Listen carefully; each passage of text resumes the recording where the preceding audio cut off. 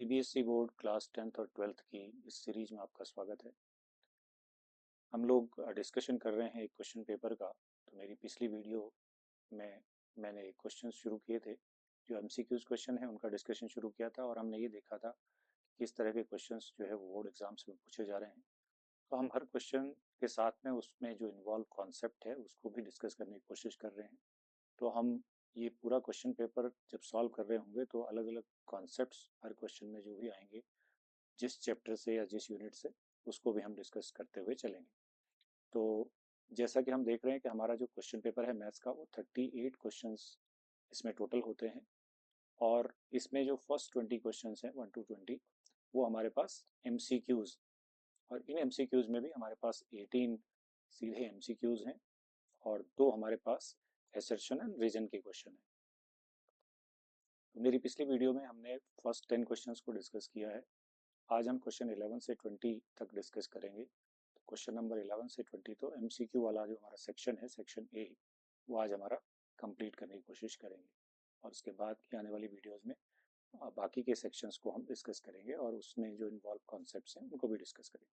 तो हम सीधा मूव करते हैं हमारे क्वेश्चन नंबर 11 पर। तो ये हम क्वेश्चन डिस्कस कर चुके हैं। सो क्वेश्चन नंबर 11, तो अगर यहाँ पे देखें तो क्वेश्चन नंबर जो 11 है हमारे पास, वो वेक्टर से हमारे पास क्वेश्चन है। तो इस क्वेश्चन को समझते हैं और इसको सॉल्व करते हैं। तो क्वेश्चन नंबर जो 11 है उसमें कहा गया है हमसे, क्वेश्चन नंबर 11 आपके सामने है। तो क्वेश्चन में इन्वॉल्व जो भी फॉर्मूला है या जो भी कॉन्सेप्ट है वो हम डिस्कस साथ में करते हुए चलेंगे। a plus B plus C is equal to 0 vector given है, एंड मैग्नीट्यूड ऑफ a जो है वो हमारे पास है √37। Magnitude of B, B vector का जो मैग्नीट्यूड है that is given 3, and C vector का जो मैग्नीट्यूड है वो हमारे पास 4 है। एंड क्वेश्चन पूछा है कि the angle between B and C, तो बी और सी के बीच का एंगल हमें पूछा गया है।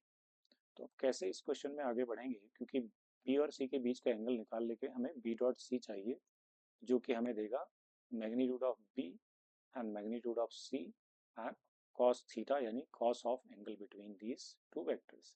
तो हम क्या करते हैं, इस हमारे जो गिवन स्टेटमेंट है इसमें से हम इस ए को दूसरी तरफ लिख देते हैं और इस तरफ हम बी और सी को रहने देते हैं।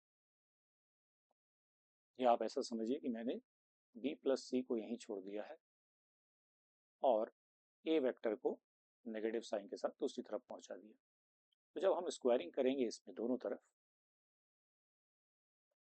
तो हमारे पास क्या आ जाएगा, देखिए ये आ जाएगा वेक्टर बी का मैग्नीट्यूड का स्क्वायर, सी के मैग्नीट्यूड का square, plus 2 B dot C, ये बहुत इंपॉर्टेंट है जो यहाँ पे देखेंगे आप, इज इक्वल टू ये मैग्नीट्यूड ऑफ ए का स्क्वायर। इस तरह से हमारे पास आ जाएगा। अब हमें केवल वैल्यूज इसमें सब्सटीट्यूट करनी है और इसे सॉल्व कर देना।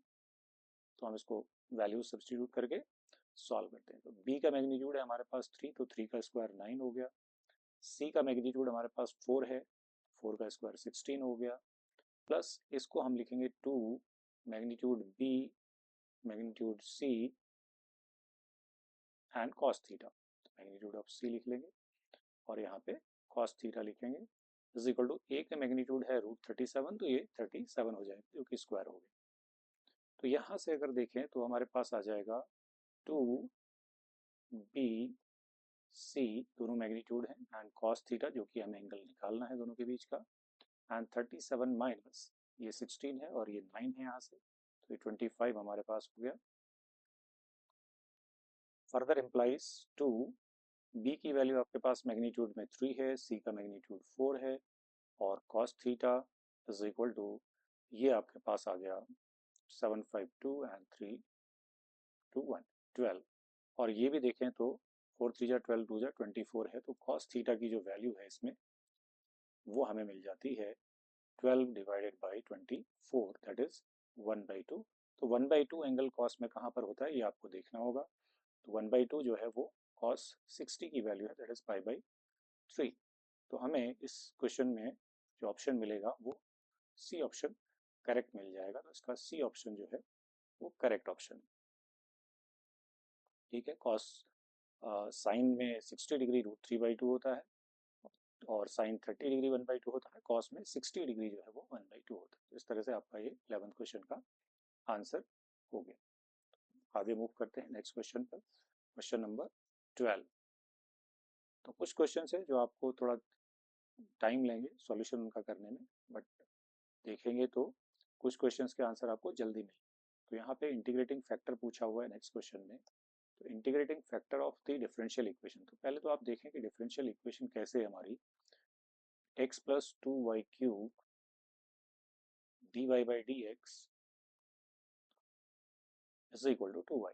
अब हमने दो तरह की डिफरेंशियल इक्वेशन पढ़ी हुई है, अगर आपको यहाँ पे इससे रिलेटेड कॉन्सेप्ट देखना है तो एक तो होती है dy/dx + py = q, जिसमें जो इंटीग्रेटिंग फैक्टर है वो आपका वो हो जाता है इंटीग्रेशन e⁻∫ pdx, अगर ये वाली इक्वेशन आपकी बनती है। और अगर इक्वेशन कुछ ऐसी बनती है dx/dy + px = q, यहाँ पर जो इंटीग्रेटिंग फैक्टर होगा इस वाली इक्वेशन के लिए वो हो जाएगा e⁻∫ pdy। तो हमें देखना होगा कि ये किस तरह की लीनियर डिफरेंशियल इक्वेशन है, फर्स्ट टाइप की है या सेकंड टाइप की है।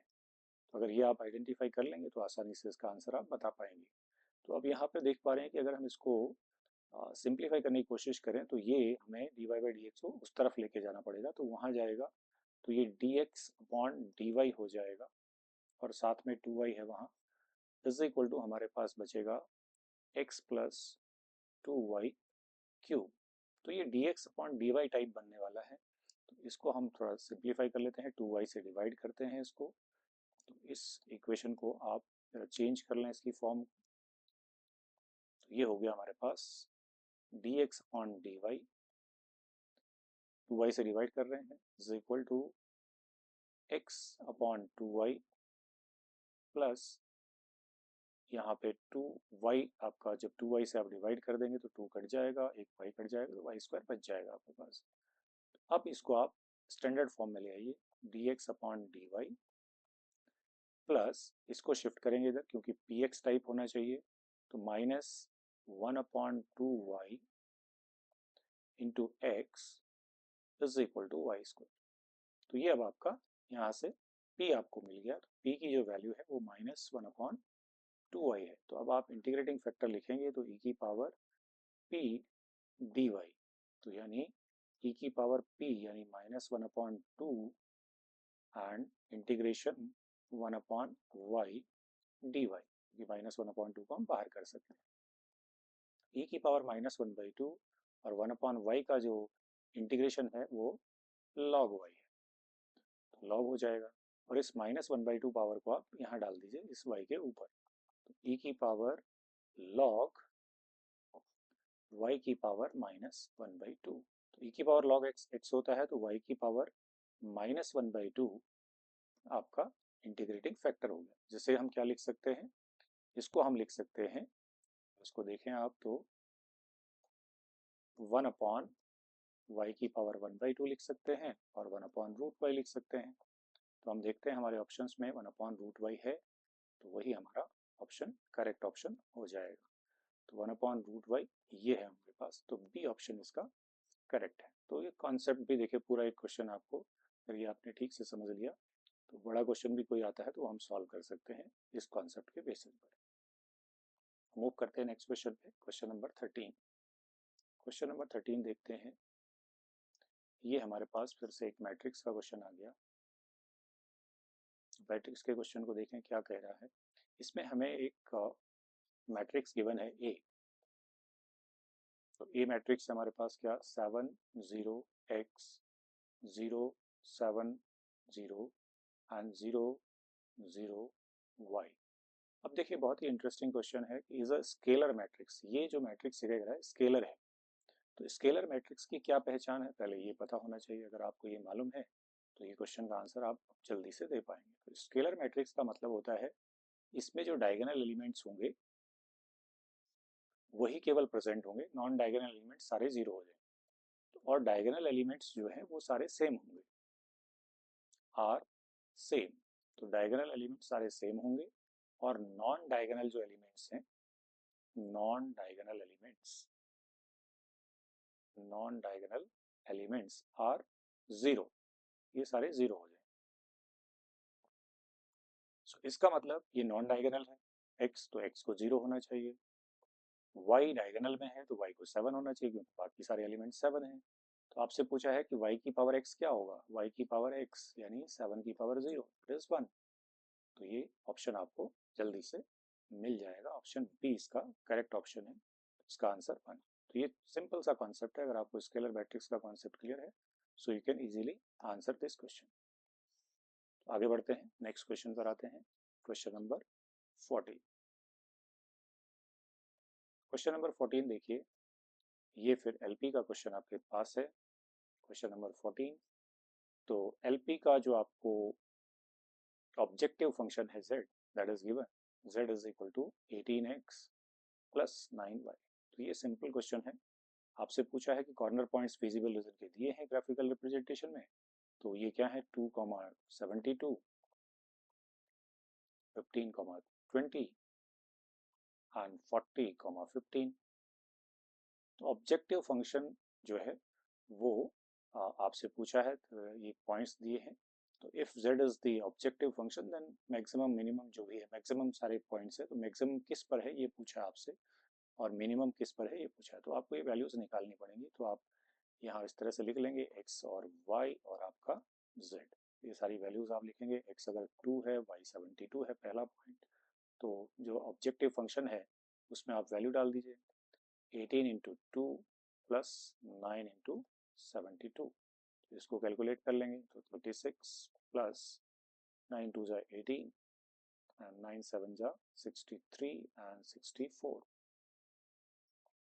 तो ये ऐड करें तो हमारे पास ये आ जाता है 8 6 14, ये 8 एंड ये 6। तो ये तो पहला पॉइंट हो गया।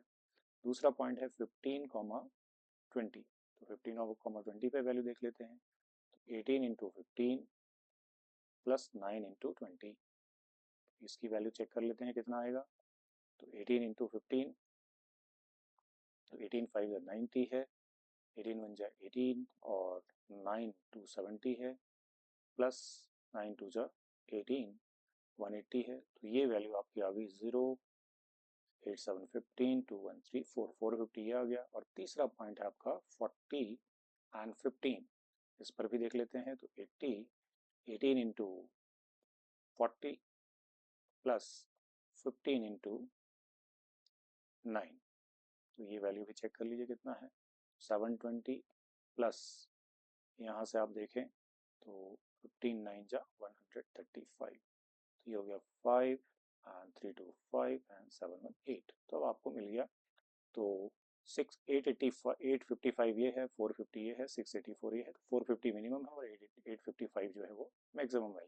40,15 पे मैक्सिमम है और इसके अलावा 15,20 ये मिनिमम है। तो ये सिंपल था, इसमें थोड़ा सा कैलकुलेशन है आपकी। तो पार्ट सी ऑप्शन इसका करेक्ट ऑप्शन हो गया। सो ये एलपी का क्वेश्चन है जो कि आप आसानी से कर सकते हैं, कैलकुलेशन पे थोड़ा सा ध्यान रखना है, और ये आपका सॉल्यूशन हो गया। Move to next question, question number 15 देखते हैं। क्वेश्चन नंबर 15 भी अच्छा क्वेश्चन है, कॉन्सेप्ट का क्वेश्चन है। ये कह रहा है क्वेश्चन नंबर 15 में कि A and B are invertible matrices. तो इन्वर्टिबल मैट्रिसेस आपकी जब होती हैं जब इन्वर्स आपका एग्जिस्ट करता है, मतलब एक दूसरे का ये इन्वर्स हो सकते हैं invertible matrices. Which of the following is not correct, ध्यान रखना है नॉट करेक्ट पूछा है। नॉट करेक्ट जब पूछा है तो ध्यान से देखना होता है। हमें यहाँ पे देखें तो a प्लस बी का जो होल इनवर्स है दैट इज लिखा है B inverse plus A inverse. अब पहले ऑप्शंस देख लेते हैं तो फिर एक एक करके उनको डिस्कशन करते हैं, क्योंकि ये इनवर्स का एग्जिस्टेंस का केस है, क्योंकि ए एंड बी इन्वर्टिबल है तो एक इनवर्स एग्जिस्ट करता है, ये ऐसा क्वेश्चन हो गया। ए बी का इनवर्स लिखा है बी इनवर्स, ये इनवर्स की प्रॉपर्टी ही है, ये तो सिंपल है, ये होता ही यही रूल। तो ए बी का whole inverse is B inverse A inverse, ये इनवर्स का रूल है मैट्रिक्स में। इसके अलावा आप देखें तो ये तीसरा लिखा है adjoint of A is determinant of A multiplied by A inverse, ये गलत लिखा हुआ है क्या, सही की लिखा है, देखते हैं इसको चेक करते हैं।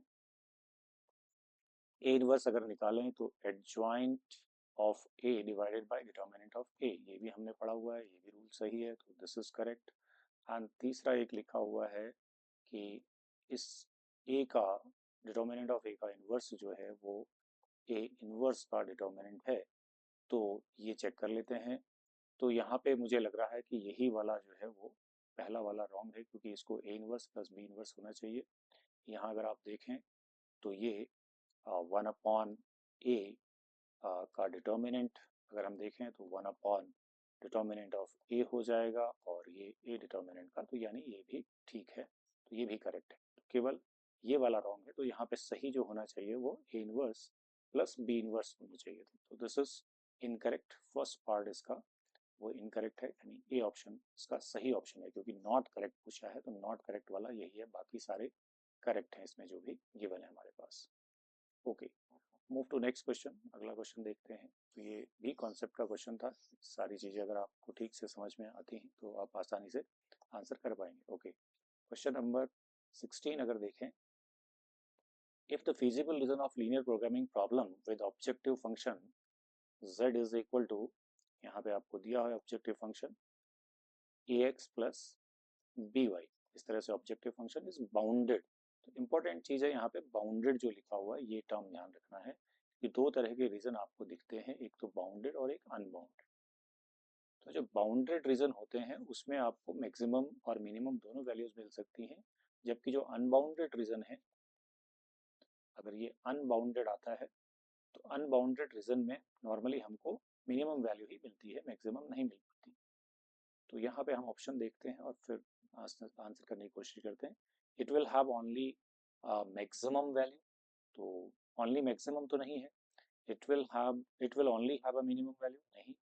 It will have both maximum and minimum values, it will neither have maximum, तो ऑप्शन सी ही करेक्ट दिख रहा है, क्योंकि दोनों वैल्यूज हो सकती है, मैक्सिमम एंड मिनिमम, क्योंकि बाउंडेड रीजन, तो बाउंडेड रीजन में आपको दोनों ही वैल्यूज मिल सकती हैं, maximum as well as minimum. अगर यही अनबाउंडेड बोला होता तो मिनिमम वैल्यू मिलती है। तो ये हमारा क्वेश्चन नंबर 16 हो। Let's move to next question number 17। तो क्वेश्चन नंबर 17 देखें क्या है हमारे पास। तो ये क्वेश्चन नंबर 17 है, area of the shaded region bounded by the curve. तो ये भी अच्छा क्वेश्चन है, एरिया बाउंडेड रीजन से आपके पास क्वेश्चन आ गया है। 17th क्वेश्चन, यहाँ पर आप देखें तो आपका जो ग्राफ है कुछ इस तरह का, ये राइट हैंडेड पैराबोला आपके पास है ग्राफ में। तो अगर ये राइट हैंडेड ग्राफ है, राइट हैंडेड पैराबोला का ग्राफ है, तो इसमें आप किस तरह से इसको करेंगे थोड़ा देख लेते हैं इसको। ये आपका राइट हैंडेड बना है इस तरह से, ये राइट हैंडेड पैराबोला है। अब यहाँ पर आपका जो रीजन है वो यहाँ तक 4 तक, आपको ये इतना रीजन का एरिया आपसे पूछा है। तो लिमिट आपकी इसमें 0 to 4 है, यानी यहाँ पे 0 है, यहाँ पे 4 है, ठीक है। ये x इक्वल्स टू 4 जो है लाइन आ रही है यहाँ पे। तो आपसे पूछा है कि इसमें y square is equal to x, तो ये राइट हैंडेड पैराबोला है और x इक्वल्स टू 4 दिया हुआ है एंड x एक्सिस, तो इतना सा आपको रीजन का एरिया, तो ये आपका एरिया हो जाएगा 0 to 4, y की वैल्यू है रूट एक्स, यहाँ से आप y निकाल लेंगे, तो वाई स्क्वायर एक्स है तो y हो गया रूट एक्स डी एक्स। तो यहाँ पे आप इसको इंटीग्रेट कर दीजिए, तो x की पावर 1/2 है, तो +1 यानी 3/2, 2/3, और लिमिट जो है आपकी 0 से 4 है, अप्लाई कर दीजिए लिमिट को, तो आपको आंसर मिल जाएगा। तो 2/3 जब 4 करेंगे आप तो ये 8 आ जाएगा, माइनस 0 है तो नीचे 0 है, upper limit minus lower limit, तो ये 16 अच्छा, अब इसमें तो बहुत ही सिंपल हो गया, किस केवल एक्सप्रेशन ही देना था आपको, कुछ ज़्यादा करना नहीं है, सॉल्व करना ही नहीं है।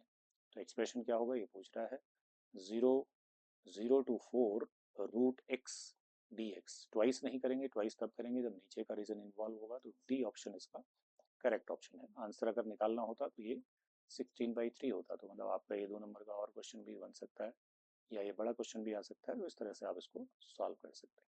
Question number 17। Move to next question, question number 18। 18 में बोला है the graph of the trigonometric function is shown, which of the following will represent graph of its inverse function. तो किसी एक फंक्शन का ग्राफ यहाँ पे दिया हुआ है, इसके इनवर्स फंक्शन का ग्राफ आपने देखना है कि इसमें से कौन सा ग्राफ हो। तो अगर आप ध्यान से देखेंगे तो ये ग्राफ पहले आइडेंटिफाई करना है आपने। यहाँ पे जब आप देखें इस ग्राफ को तो यहीं से समझ में आ जाएगा कि ये पहले तो ये देखना कि ये ग्राफ क्या है, साइन है कॉस है। तो साइन या कॉस में से ही कोई ग्राफ है। यहाँ पे π/2 पे वैल्यू 0 है और 0 पे वैल्यू 1 है, तो ये फंक्शन जो है आपका यहाँ पे पता चल रहा है कि 90 पे 0 है, तो ये cos x का ग्राफ है। तो ये जो ग्राफ है आपका cos x का दिया है। तो इसमें से आपको बताना है कि इनमें से cos x इनवर्स x का ग्राफ कौन सा होगा। तो इनवर्स फंक्शन जब हम यानी आपसे पूछा है f(x) is equal to cos inverse x, पहले तो आपने ग्राफ आइडेंटिफाई कर लिया cos x है, तो कॉस इनवर्स x का ग्राफ आपने यहाँ पे बताना है कि इनमें से कौन सा ग्राफ जो है वो कॉस इनवर्स x का है। तो ध्यान से देखिए, अगर आप देखेंगे तो यहाँ पे एक्सीज हमारे बन जाते हैं, मिरर इमेज बनती है, ये हमने देखा है। और जो कॉस इनवर्स फंक्शन है उसका जो प्रिंसिपल वैल्यू ब्रांच है वो अगर ध्यान से अगर आप देखेंगे तो वो हमारा 0 से लेकर पाई तक है।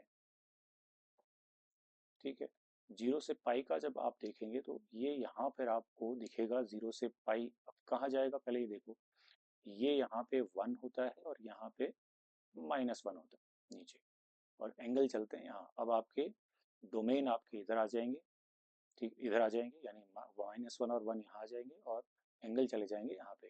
तो ये वाला तो होना नहीं है, ये वाला होना नहीं है, आप ऐसे भी यहाँ पे पहुँच सकते हैं। अब ये वाला देखिए आप, इसमें 0 से पाई है और इसमें भी 0 से पाई है। और दूसरी चीज़ आपको देखनी है कि कॉस 90 जब होगा वो 0 हो जाएगा। अब आपका जब पाई होगा कॉस में इनवर्स में, तो कॉस इनवर्स पाई की वैल्यू देखिए तो आपको समझ में आ जाएगी कि ये देखो, पहले दो ऑप्शन तो आपको क्लियर कट चले गए। अब आपके दो ऑप्शंस बचे हुए हैं, ये और ये। यहाँ देखें तो यहाँ ये टच नहीं कर रहा है, इधर जा रहा है और इधर जा रहा है। तो यहीं से आपको समझ में आ जाएगा कि पॉइंट नहीं आ रहे हैं, आपको इसमें मिल नहीं रहे हैं। तो जबकि कॉस में आपको -1 और 1 भी वैल्यूज मिलेंगे। तो क्लियर कट दिख रहा है कि ये ऑप्शन भी नहीं हो सकता, तो सी ऑप्शन इसका करेक्ट ऑप्शन। तो ये थोड़ा सा एक्सप्लेनेटरी क्वेश्चन है, थोड़ा समझ अगर आपको है इसकी तो आप आसानी से इसको कर देंगे। Okay, next move, next question पे देखते हैं क्या है। 19 क्वेश्चन, अभी 19 और 20 क्वेश्चन हमारे असर्शन रीजन के क्वेश्चन है, तो थोड़ा सा एक्सप्लेन कर देते हैं। अब आपका फर्स्ट ऑप्शन ए आपका लिखेंगे जब आपका दोनों ही सही है, both are correct and reason is the correct explanation of this, ये लिखा हुआ असर्शन। बी ऑप्शन कब देंगे, जब दोनों ही करेक्ट हैं बट एक्सप्लेनेशन करेक्ट नहीं है। सी देंगे तब जब ए ट्रू है और बी फॉल्स, आर फॉल्स है। और डी देंगे तब जब ए फॉल्स है और आर ट्रू है। तो हम देख लेते हैं, Z be the set of integers. तो इसमें हमें बोला गया है कि जेड जो है वो सेट ऑफ इंटीजर है। ठीक है, जेड सेट ऑफ इंटीजर है और फंक्शन जो है आपका वो जेड टू जेड है, integer to integer and defined by, ये बहुत इंपॉर्टेंट है, F x is equal to 3x-5 for all x belongs to z। ये बाइजेक्टिव है कह रहा, बाइजेक्टिव होने की शर्त क्या है, बाइजेक्टिव फंक्शन होने की शर्त है कि वो इंजेक्टिव प्लस सरजेक्टिव होना चाहिए, इंजेक्टिव होना चाहिए प्लस सरजेक्टिव भी होना चाहिए, यानी 1 1 होना चाहिए और साथ में ऑन टू भी होना चाहिए। तो अब ये 1 1 ऑन टू है कि नहीं ये देख लेते हैं। 1 1 तो हो जाएगा क्योंकि आप हर एक्स के लिए आपको एक इंटीजर के लिए कोई ना कोई इमेज मिलेगी, 1 1 हो जाएगा। लेकिन अगर हम ऑन टू देखें तो ऑन टू का क्या मतलब होता है, ऑन टू का मतलब होता है कि कोडोमेन और जो रेंज है वो सेम होनी चाहिए, बराबर होनी चाहिए। लेकिन अगर आप इसमें देखें, इस फंक्शन को ध्यान से देखें 3x-5, कैसे आप इस लॉजिक को लगाएंगे। तो इसमें अगर मैं मान लूँ कि यहाँ पे इसकी जो वैल्यू है वो 0 आती है, अगर 0 आती है तो 3x को 5 होना चाहिए, x को 5/3 होना चाहिए, जो कि अपने आप में एक इंटीजर नहीं है। 5/3 जो है वो नॉन इंटीजर है। इसका मतलब है कि 0 हमारा जो यहाँ पर है इंटीजर्स के सेट में कोडोमेन में, उसके लिए हमारे पास कोई x की वैल्यू है नहीं। तो यानी इसका मतलब कोडोमेन और रेंज आपके बराबर नहीं है। तो ये तो आपका गलत हो गया, यानी बाइजेक्टिव तो नहीं हो सकता, ऑन टू ही नहीं है फंक्शन तो बाइजेक्टिव नहीं। तो बाइजेक्टिव नहीं है तो ये आपका फॉल्स हो गया, तो ये फॉल्स हो गया एसर्शन। और रीजन देखें, a function is bijective both surjective and injective, ये बिल्कुल सही बात बोली है, ट्रू बोली है। तो अब आपका ऑप्शन कौन सा हो गया, assertion is false and reason is true, तो डी ऑप्शन आपका इसमें करेक्ट ऑप्शन होगा। ये इस तरह से आप इसका पता लगा सकते हैं कि बाइजेक्टिव फंक्शन है कि नहीं। और आखिरी क्वेश्चन है हमारे इस सेक्शन का 20th क्वेश्चन, जो कि असर्शन रीजन का आखिरी सेकंड क्वेश्चन, इसको डिस्कस कर लेते हैं। क्वेश्चन नंबर 20 तो आज का हमारा आखिरी क्वेश्चन भी है। हमारी नेक्स्ट वीडियो में हम सेक्शन बी के क्वेश्चंस को और उससे रिलेटेड कॉन्सेप्ट्स को डिस्कस करने की कोशिश करेंगे। तो यहाँ पे आपको दिया हुआ है फंक्शन, एक fx दिया हुआ है जो कि है 3x minus 8 कब when x is less than 5 less than equal to 5 and 2k दिया हुआ है when x is greater than 5।